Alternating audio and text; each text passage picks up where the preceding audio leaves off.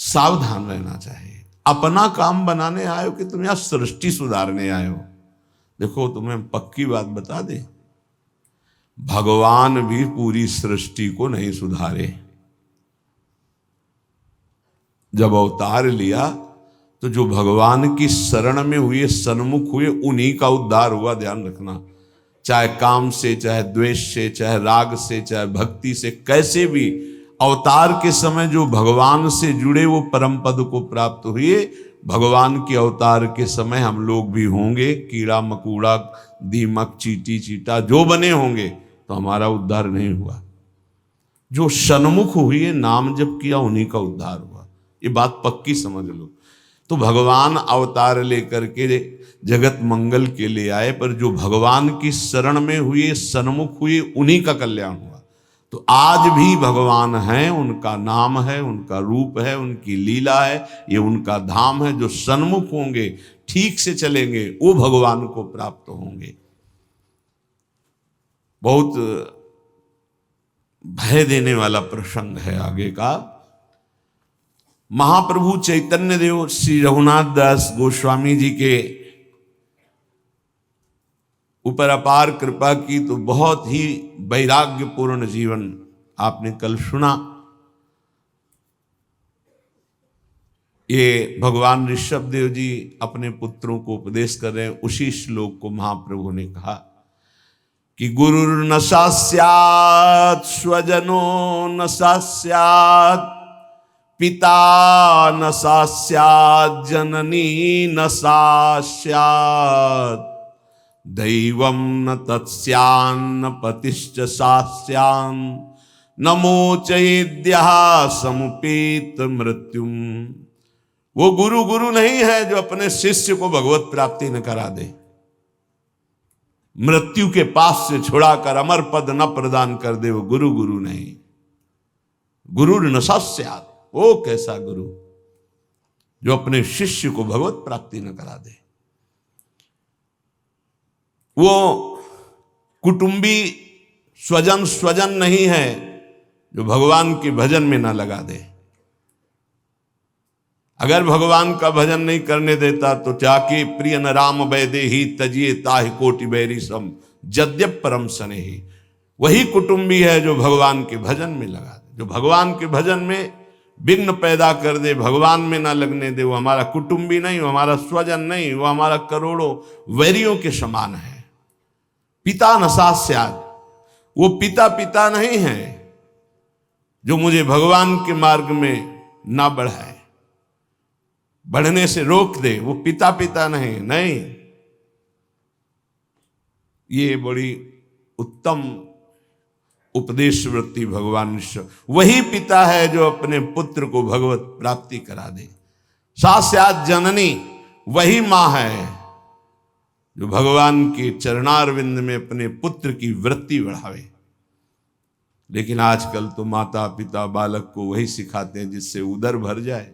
3 बातें, पेट भर जाए, अच्छे कपड़े पहन लो, खूब भोग भोगने को मिले, यही शिक्षा है। इतने केवल लक्ष्य है।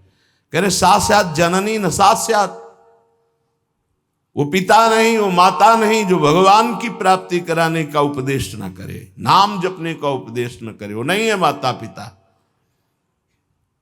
दैवम न तत्स्यान्न,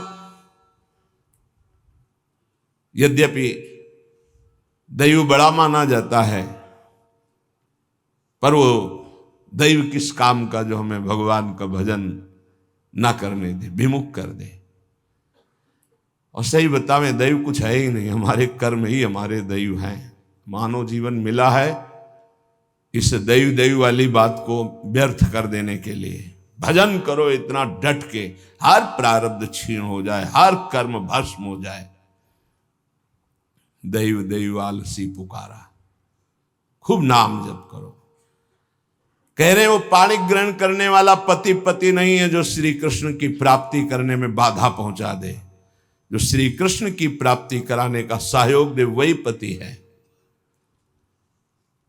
जो संसार से मेरे को मुक्त करेगा वही गुरु, वही पिता, वही माता, वही भाई, वही स्वजन, वही पति, वही संबंधी, अन्यथा नहीं। बहुत हृदय संभाल करके अब सुनिएगा। निष्किंचनस्य भगवद भजनोन्मुखस्य पारम परम जिगमिशोर भवसागरस्य संदर्शनम विषयिणामथ योषितांच हा हंत हंत विषभक्षण मतोप्य साधु। ए साधु विरक्त, बहुत खेद और दुख की बात कि यदि संसार रूपी समुद्र से पार जाने के लिए तुमने विरक्त भेष ले लिया, वैराग्य भेष ले लिया और विषयी पुरुषों का संग करते हो और विषयी स्त्रियों का संग करते हो, तो इससे अच्छा है कि जहर खा के अपनी शरीर की वृत्ति पूरी कर देनी चाहिए। हा हंत हंत विष भक्षण तो पिशादो। दूसरा भाव कि इससे अच्छा तो जहर है कि बहुत से बहुत शरीर ही छूटेगा, लेकिन ये विषय तो अनेक जन्मों तक तुम्हें नरक पहुंचा देगा। सचमुच सचमुच भगवान की भक्ति निष्किंचन ज्ञाननिष्ठ वैराग्यनिष्ठ जो है वही पूर्ण रूप से कर पाते हैं। जब कोई भगवान के मार्ग में चलता है तो ये 3 खाइयां होती जहां उसको माया गिराती है। पहली खाई है कंचन, वित्त तृष्णा, रुपया पैसा का संग्रह करना। ये देखा है, समझ नहीं पाया जाता और धोखा हो जाता है। थोड़े थोड़े रुपये संचय करते हुए पधार गए, वो रुपये विषयी पुरुषों ने प्रयोग किए। बड़े बड़े चरित्र देखे हैं, स्वयं कभी खर्चा नहीं किया, संतों की सेवा में नहीं लगाया, समाज की सेवा में नहीं लगाया, बड़े बड़े बॉक्सों में बंद करके रख के और पधार कर चले गए। बाद में उनके परिवार के जनों ने अधिकार कर लिया। बहुत बड़ी गलती हुई। साधु को कभी भी अपने नाम पैसा नहीं रखना चाहिए, ये लिख लीजिए। गुरु के द्वारा सेवित हो या इष्ट के द्वारा सेवित हो, अन मांगे आगे आवे गो। स्वामी जी महाराज कह रहे, स्वामी हरिदास जी, बिल्कुल ऐसा न सोचे कि मैं इतने लाख जमा कर लूं तो पूरे जीवन आराम से खाऊंगा। तो प्रभु का भरोसा नहीं, लक्ष्मीपति का, कि जिस समय जरूरत होगी बिना दस्तखत के तुम्हारे पास आ जाएगा।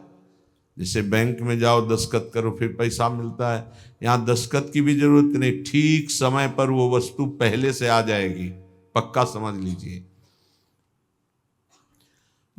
फिर इसके बाद है कामिनी। जब वो कंचन पर विजय प्राप्त करके धन पर,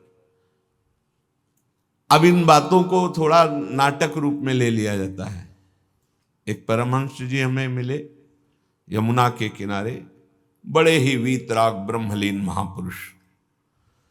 तो जिस आश्रम में हम थे वो यमुना के पावन पुलिन पर था।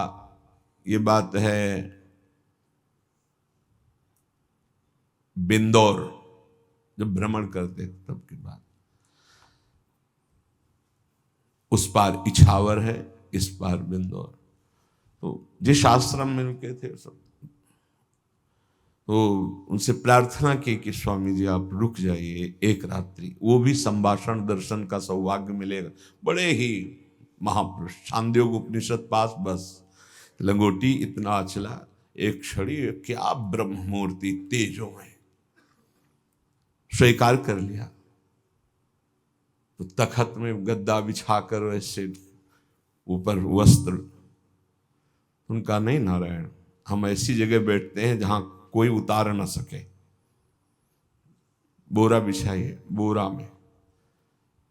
उनको स्वामी जी आपके लिए नहीं, ये यहाँ की मर्यादा, संतों की मर्यादा पर ये गद्दा, ये इसके ऊपर पलंग पोष, ये संतों की मर्यादा नहीं होती। बेटा जमीन में बिछाओ। ऐसे एक एक चेष्टाएं उनकी थी कि थप्पड़ की तरह पड़ती थी। तो उनका, महाराज यहाँ के महंत कौन है, तुम हो? उनका नहीं महाराज जी, हम तो यहाँ विचरण करते हुए। अच्छा अच्छा अच्छा, यहाँ के महंत को हमको बाहर गए हुए हैं, पर महाराज जी वो भी बहुत त्यागी, पैसा नहीं लेते, पैसा नहीं लेते। इतनी जोर बालवत हंसे कस के, बोले आश्रम उन्हीं का है? कहा, जी पैसा नहीं लेते? नहीं। तो ये कैसे चलता है? तुमका जब वो जाते हैं और कोई दक्षिणा देता है तो ऐसे अचला में बंधवा, फिर तो जो हंसे के आपसे अचला में बंधवा लेते, पैसा लेते नहीं। क्या यार, तो लोग का क्या नारायण तुम भी विनोद करते हो, ये है क्या? तुमका सही महाराज जी बोले जब यहाँ आते हैं तब तो उनका जो सेवा में रहते हैं वो खोल लेते हो, फिर ऐसे कान का, बेटा इसे त्याग नहीं कहते, इसे त्याग। उसी दिन उनके साथ कई 60 किलोमीटर एक सांस में चलते थे, हमारी तो हालत खराब हो गई, पीछे भागते हुए। हमको स्वामी जी 3 दिन के आगे चौथे दिन नहीं चल पाए, ब्रह्माकार वृत्ति लिए कमंडल 60 किलोमीटर तक चल, न खाना न पीना न कुछ। कोई बोल दे स्वामी जी कुछ पालो तो पाले, नहीं बोले तो एकदम पुष्ट। क्या उनका स्वरूप उन्होंने बता, जो 3 दिन साथ रहे, तो वैराग्य क्या क्या स्वरूप है, स्वरूप का क्या बोध है, कैसी अद्भुत उनकी ज्ञान निष्ठा। कैसा महापुरुषों का अगर एक क्षण भी संग मिल जाए तो जीवन का रंग बदल जाता है। 1 रुपया पास रहे और कभी भी किसी नगर में भिक्षावृत्ति नहीं करना, आकाश वृत्ति से जहां चल रहे हैं वही औकात। भारत की समस्त नदियों की 2-2 बार परिक्रमा हो गई, ऐसे महापुरुष। तो कंचन और कामिनी, कामिनी का तात्पर्य हर इंद्रिय संयोग से है और विशेषतर जनेन्द्रिय के संयोग से है। जब साधक क्रॉस करना चाहता है माया को, कंचन को क्रॉस कर गया, तो फिर कामिनी का आकर्षण जिस कोटि का महात्मा होता है, साधक होता है, जिस कोटि का, अगर वो मृत्यु लोक की किसी कामिनी से परास्त हो सकता है तो उसे भेज दिया जाएगा, नहीं तो फिर स्वर्गलोक, और नहीं तो फिर ब्रह्मलोक। और जब यहां से लेकर ब्रह्मलोक तक के भोग उसे परास्त नहीं कर पाते, तब रिद्धियां सिद्धियां, इसके बाद भगवत प्राप्ति। एक परीक्षा का क्रम है। फिर तीसरा है कीर्ति, मतलब पहले में ही जैसे 1 लाख चले तो पहले में ही बहुत मार के गिरा दिए गए कंचन में, फिर कुछ बचे तो कामिनी में, फिर जो बचे तो कीर्ति में। जो कामिनी कंचन कीर्ति तीनों को पार कर गया, तभी वो कहा गया को एक पाव भगति जिमि मोरी, वृष्टि शारदी कहूं कहूं थोरी। जैसे शरद में कहीं कहीं वर्षा होती है, ऐसे कोई बिरला मेरा भक्ति को प्राप्त, वही बिरला जो इन 3 पर विजय प्राप्त कर लेता है। इनमें ऐसे सुखों का आकर्षण ब्रह्मा जी ने रखा है, कामिनी कंचन कीर्ति, कि ऐसा लगता है तो भगवान तो मिल ही जाएंगे। देख लेते हैं, कंचन तजना सहज है, सहज तिया का नेह, मान बड़ाई ईर्ष्या दुर्लभ तजनाए। आगे जो मान बड़ाई बहुत बड़ी मंजिल अच्छे अच्छे साधकों को गिरा देती है। चलन चलन सब कोई कहे, बिरला पहुंचे कोई, एक कंचन एक कामिनी दुर्लभ घाटी, 2 मार के गिरा दिया गया। एक कंचन एक कामिनी, ये लांबी तलवार, आए थे हरि भजन को बीचे देने। ये घाटियां वही नहीं पार कर पाता जो भगवत प्राप्त महापुरुषों का आश्रय नहीं लिए। यदि भगवत प्राप्त संतों का आश्रय लिए तो आराम से पार हो जाएगा, पता ही नहीं चलेगा कि घाटियां पार हो गए हम, पता ही नहीं चलेगा। त्याग और वैराग्य का यही स्वरूप है कि इन तीनों से बचे, कंचन कामिनी प्रणाम नमस्कार प्रतिष्ठा कीर्ति, इनसे बचे। आपका भाग्य सद्भाग्य में बदल जाएगा, और अगर आप सावधान हुए तो आपका भाग्य दुर्भाग्य में बदल जाएगा। बहुत पावर है, बहुत पावर है। जीव ही आप असत वृत्ति करेंगे तो वही पावर आपको असत की तरफ बढ़ा देगा। ध्यान रखना, भगवान की छाती से धर्म का प्रादुर्भाव हुआ है, भगवान की पीठ से अधर्म का, और दोनों भगवान से ही प्रकट हुए हैं, धर्म और अधर्म, और दोनों सामर्थ्यशाली हैं। पीठ जो भगवान से विमुख हैं उनके ऊपर अधर्म का, और जो भगवान के सन्मुख हैं उनके ऊपर धर्म का प्रभाव पड़ता रहता है। तो सीधाम वृंदावन आ गए, लेकिन दुर्भाग्य की रचना कर डाली। क्या? यहां के वासियों की निंदा करने लगे। कल एक महात्मा पधारे थे, तो उन्होंने कहा कि हम बहुत अंदर से परेशान हैं, हमारा भजन नष्ट हो गया। कई दिन हो गए, अगर 1 2 3 दिन तक भजन में बाधा पड़ रही तो भोजन का प्रभाव है, और इसके आगे अगर बढ़ गया तो फिर वैष्णव अपराध पक्का, दूसरा कोई, और तो छोटी मोटी बातें सब भस्म हो जाती भजन करने वाले की। पहली बात, भोजन अशुद्ध हुआ तो 2-3 दिन, तो उनका नहीं तो बहुत लंबे समय से उनका वैष्णव अपराध। बोले हाँ, हमको भी आभास होता है, तो ऐसा। यहां श्रीपाद कह रहे हैं, श्रील वृंदावनेस्मिन दोषान दृष्टान निज हत दृशा। वो अपना नाश करने का, दुर्भाग्य लिखने का कार्य शुरू कर दिया। क्या? वृंदावन के वासी में दृष्ट दोष देखना, वर्तमान में जो दोष दिखाई दे रहे हैं। बोले है दोषी इसलिए देखता हूं, नहीं देखो, वह श्री जी का कृपा पात्र है, आज नहीं तो कल वो महापुरुष बन जाएगा। अर्थात जो महापुरुषों की गति वो उसे प्राप्त हो जाएगी।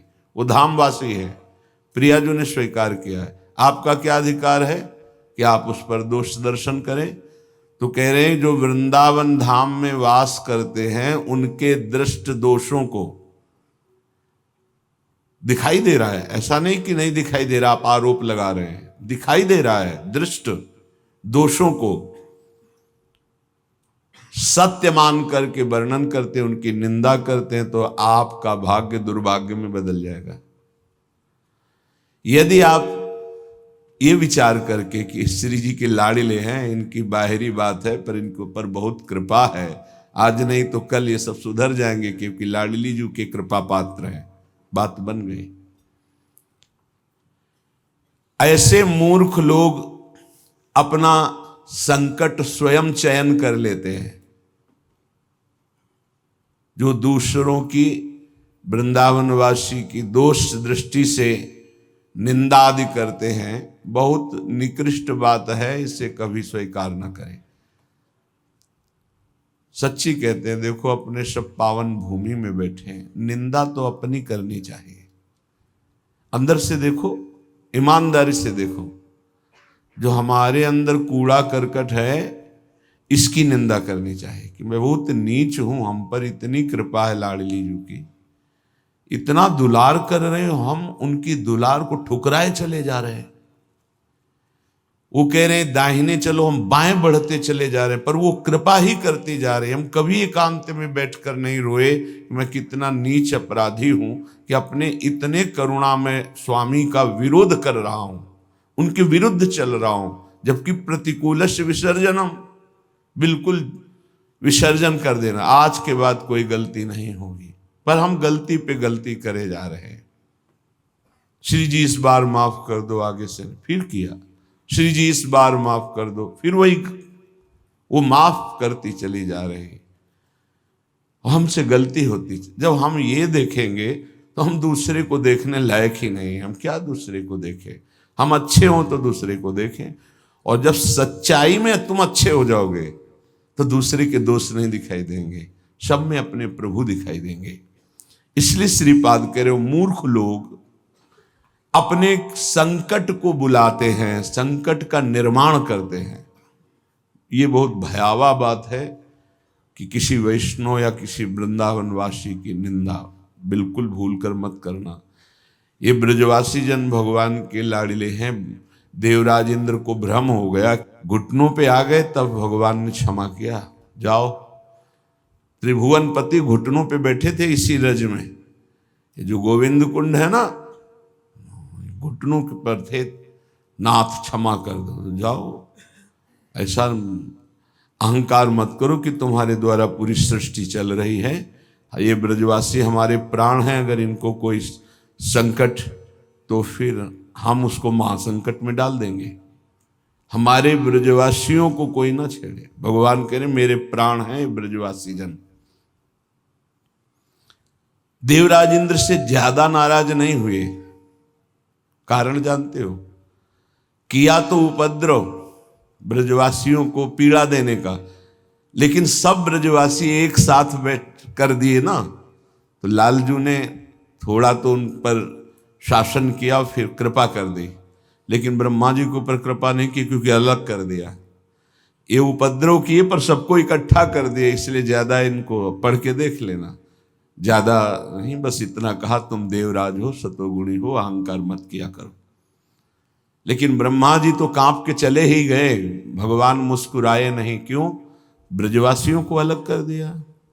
तुम ब्रह्मलोक में मायामयी सैया पे सुला दिया, हमारे प्राण प्यारे ब्रजवासियों का अपराध करते हो। तो आज तक ब्रह्मा जी का प्रवेश नहीं ब्रज में, बात समझ लो।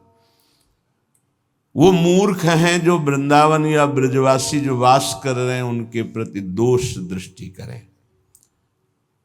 12 वर्ष में तो सिद्ध हो जाता है, 21 वर्ष में क्यों नहीं परिवर्तन हुआ जी? गलती तो जब हमारी गलती, तो हम दूसरों को क्यों दोष दर्शन करने वाली वृत्ति से देख करके निंदा करें, उनका अपमान करें? हमारे अंदर खुद इतनी ये गलत है, तो तुम क्या कर रहे हो? तुम भी तो गलत हो जो दूसरों का दोष दर्शन कर रहे हो। परमार्थ कहता है किसी के भी ना दोष देखने ना गुण देखने, सब में भगवत भाव देखना। संसारी पुरुष क्रिया देखता है, परमार्थ का पथिक कारण देखता है। कारण श्री हरिवंश भनम, क्रिया नहीं देखता है। क्रिया देखने वाला संसारी होता है। श्रीपाद कह रहे वो मूर्ख लोग संकट की स्वयं रचना कर देते हैं। अच्छा, ये कोई पाप नहीं है कि क्षय हो जाएगा तो आप मुक्त हो जाएंगे। ये अपराध है, वैष्णव अपराध। ये तभी क्षय होगा जिस वैष्णव से अपराध मना है उससे क्षमा याचना हो जाए, नहीं तो, या फिर आपको पता नहीं तो गुरुदेव क्षमा कर दे, जाओ कोई अपराध नहीं। तो अखंड मंडलाकारम व्याप्तम चराचरम, गुरुदेव सब में व्याप्त है, हर अपराध क्षमा कर सकते हैं वो। गुरुदेव अगर कह दे जाओ कोई अपराध नहीं, तो कोई अपराध नहीं। गुरु महिमा बहुत बड़ी है। मंत्र मूलम गुरु वाक्यम, मोक्ष मूलम गुरु कृपा। हर अपराध से मुक्ति के लिए गुरुदेव है। गुरुदेव मुझे पता नहीं क्या अपराध बन गया, लेकिन है कोई अपराध, क्षमा कर दो। उन्होंने कहा जाओ कोई अपराध नहीं, तो पूरी सृष्टि का अपराध क्षमा हो जाएगा। गुरुदेव में ऐसी सामर्थ्य, वो भगवान का साक्षात कृपा वपु हैं। कभी किसी को ऐसा महसूस हो तो अपने गुरुदेव भगवान से क्षमा मांग ले। अगर नहीं पता चलता कि किस वैष्णव का अपराध बना है तो गुरुदेव से क्षमा मांग ले। श्रीपाद कह रहे हैं ऐसे व्यक्ति हमारे चाहे प्राण संकट में पड़े हो, कभी समीप ना आवे, मैं इनका दर्शन न करूं और इनका संभाषण न सुनूं। जो संतों की, ब्रजवासियों की, वैष्णवों की, भगवत भक्तों की निंदा करते हैं, ऐसे लोग हमारी दृष्टि में ना आवे, कभी हमारे कान में इनकी आवाज ना पड़े, और कभी प्राण संकट होने पर भी मैं इनकी सेवा स्वीकार ना करूं। क्योंकि ऐसे लोगों का विषय सेवन करना, दिया हुआ भोजन पाना, या उनके पास बैठना, या उनकी दर्शन करना, इस सारे साधन को हास्यास्पद बना देते हैं। उपहास योग, अर्थात कुछ नहीं रह जाता जो ऐसे लोगों का संग करता है। अपराध नहीं, निंदा नहीं होनी चाहिए, बहुत सावधान। पूज्य श्री चंद्रशेखर बाबा जी महाराज वो कहते थे कि ब्रजरज, ब्रजलता और ब्रजवासी, इन तीन से श्रद्धा बिगड़ गई तो बात तुम्हारी बनेगी नहीं। उनके श्रीमुख के शब्द थे कि तुम रेगिस्तान में वास कर लो तो तुम्हारा कल्याण हो सकता है, लेकिन ब्रजवासी, ब्रजरज, ब्रजलता, इनका अपमान अपराध करोगे तो वृंदावन में तुम्हारा कल्याण होने वाला नहीं है। वो डायरी में लिखा हुआ पूज्य चंद्रशेखर बाबा जी महाराज, वे भी 25 वर्ष पहले की बात, प्रारंभ में ही दर्शन के लिए। तो यहां श्रीपाद कह रहे हैं ऐसे मूर्ख लोग अपने संकट का स्वयं निर्माण कर लेते हैं। किसी भी विषय में क्यों ना हो, जो वृंदावन वासियों की निंदा करते हैं उनका मैं दर्शन न करूं, कभी संभाषण न करूं, कभी दिया हुआ कोई पदार्थ या विषय सेवन न करूं। उपासक को और भरोसा धन का मत करो, प्रभु का करो। वैसे भी गांव में संतों की बातें कहते थे कि बिन मांगे जो कुछ मिले उसे दूध समझानो, मांगे जो मिले उसे पानी समझानो, और जो छल कपट से छीना जाए उसे विष रक्त के समान समझो। जो महापुरुषों का आश्रय लिए उसे धन का आश्रय लेना बड़ा दुखदाई हो जाता है। भगवद आश्रित हो, संत आश्रित हो, धन का आश्रय उसकी सदगति में बाधा पहुंचा देगा। धन का आश्रय उसकी सदगति में बाधा पहुंचा देगा। जिनको कोई आश्रय नहीं है, भगवान का भी भरोसा नहीं, लेकिन उनके परिवार का कोई भगवान से जुड़ा तो उसका कल्याण हो जाएगा। लेकिन अगर धन का आश्रय तो आपके कल्याण में बाधा पड़ जाएगी। बस ये आंतरिक विषय। यदि विषयी पुरुष है और वो धन का उपभोग करके आह्लादित होता है तो ज्यादा निंदनीय नहीं है। लेकिन वैरागी पुरुष है और धन का आश्रय लेकर आनंदित हो रहा है, बोले निंदनीय बात है। क्योंकि जीवन मुक्त अवस्था में भगवत प्राप्ति में सबसे बड़ी बाधा उसका बैंक बैलेंस बन जाएगा। मरते समय वही वृत्ति रहेगी, इतना है इतना है, वही चिंतन चला जाएगा। क्योंकि आश्रय तुमने जीवन में धन का रखा है। प्रेम रूपी धन प्राप्ति के लिए जो विरक्त है, जो भगवत मार्ग का पथिक है या जो वैष्णव है, उसकी उदर पूर्ति, वस्त्र और देखभाल ये सब भगवान के द्वारा होती है। पक्का विश्वास समझो, विश्वास कर लीजिए। देखो, जिस दिन वृंदावन में प्रवेश हुआ था उस समय तो संन्यास मार्ग के पथिक थे। कहीं किंचन मात्र कोई संग्रह परिग्रह, कोई संग्रह परिग्रह नहीं। महारानी जो तब से लेकर आज तक जैसे रख रही वैसे उन्हीं का रखना है। ना तब ऐसे था, ना अब ऐसे है, और न मरते समय तक ऐसे होगा। न तब हमारे पास कुछ था, ना आज हमारे पास कुछ है। अगर हम उतर के खड़े हो गए तो हमारा एक चम्मच भी नहीं है। ईमानदारी से तुम लोग देख रहे हो, देख लो, एक चम्मच भी नहीं जिसमें ये हो कि ये चम्मच अमुक दस्तखत करें तब हमारा नहीं। हमारे को निमित्त बनाकर आप जो कर रही वो आपका है, श्री जी का, श्री जी के अलावा किसी का कोई बैंक बैलेंस पर चिंतन, कोई इनका भरण पोषण कैसे होगा इसका चिंतन, ये बिजली कैसे चलेगी इसका चिंतन। पाई भरने अगर होने लगे तो अभी कटवा दें, पक्का। ना तुम भूखे रह रहे हो, ना ये कट रही है, ना कोई मांग रहे हो, ना कोई दान पेटी, ना कोई छुप छुपा के किसी भी तरह की फीस। अगर किसी को ऐसा धोखेबाजी मिले तो प्रार्थना जरूर हमें सूचना दीजिए, क्योंकि हम हर समय उपस्थित नहीं रहते प्रगट में। अगर किसी को चालबाजी मिले कि वैसे तो हमें विश्वास है कि हमारे श्री जी का शरणागत कभी ऐसा नहीं कर सकता। कोई बाहरी कोई धोखेबाज हो तो हम नहीं कह सकते, पर अगर इस श्री जी की सीमा के अंतर्गत कभी कोई तुमसे फीस मांगे, कभी किसी भी तरह की कोई बात करे, वो हमारा शत्रु पक्ष होगा, हमारे विरुद्ध आचरण करने वाला होगा। वो ना हमारा मित्र है, ना हमारा शिष्य है, ना हमारा श्री जी का शरणागत है। अगर कोई ऐसा कार्य करता है तो हमारे विरुद्ध, हमारे श्री जी के विरुद्ध आचरण करने वाला है। कभी किसी को ऐसा संकेत मिले तो जरूर सूचना देना कि अमुक जगह हमसे यहां मांगी गई धनराशि, अमुक जगह हमसे इसकी फीस मांगी गई, कभी हमें बता देना। यह हमारा सिद्धांत है स्वामिनी जी का, ऐसे नहीं।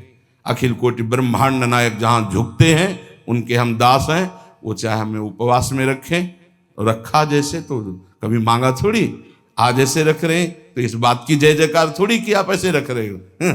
इसके लिए हम जय जयकार करेंगे। जय जयकार हम पहले भी करते थे, आज भी करते हैं, इसको लेके नहीं करते।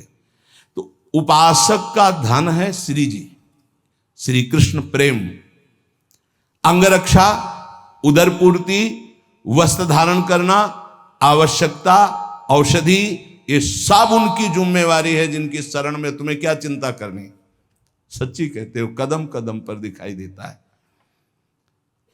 अगर अल्ट्रासाउंड की बात आई थी तो उसकी भी व्यवस्था नहीं थी, तो डायलिसिस कैसे होता। कैसी उनकी लीला, कैसा उनका। ये भी भिक्षा से हो रहा है डायलिसिस, ये किसी व्यक्ति का नहीं कि अमुक नहीं। विश्व ऐसे हैं जो हर महीने में कुछ चंद और उसी से डायलिसिस होता है। भिक्षावृत्ति से जो शिष्य कुछ ऐसे हैं वो ऐसे देते हैं, वो भी कोई 2000 कोई 5000 ऐसे प्रति महीने। आवश्यकता की पूर्ति स्वयं प्रभु करते हैं, स्वयं प्रभु करते पक्का। तुम्हें चिंता नहीं करनी, तुम्हें सिर्फ देखना है। यहां आदेश कर रहे हैं कि विरक्त जो भगवद आश्रित है उसकी उदर पूर्ति, उसकी अंग रक्षा, शब्द याद कर लो। उदर पूर्ति, अंग रक्षा, साधारण वस्त्रों का, साधारण शब्द वस्त्रों का पहनना, और जो आवश्यकता है औषधि आदि, ये सब जिम्मेवारी इष्ट की है, इष्ट की। तुम्हें बिल्कुल चिंता नहीं करनी, जिस समय जैसा वैसा आपको। लेकिन जो धन का स्वयं संग्रह कर लेता है कि हमारे काम आएगा, भगवद आश्रय खत्म हो जाता है। ध्यान रखना, अंदर की बात है।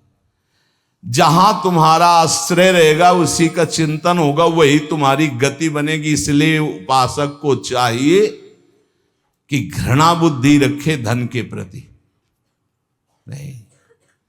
जब जो आवश्यकता होगी, बिल्कुल जैसे रुपया होता है ना, तो प्रिय बुद्धि नहीं दिखाई देती, वहां जमा हो रहा है, जहां का है वहीं।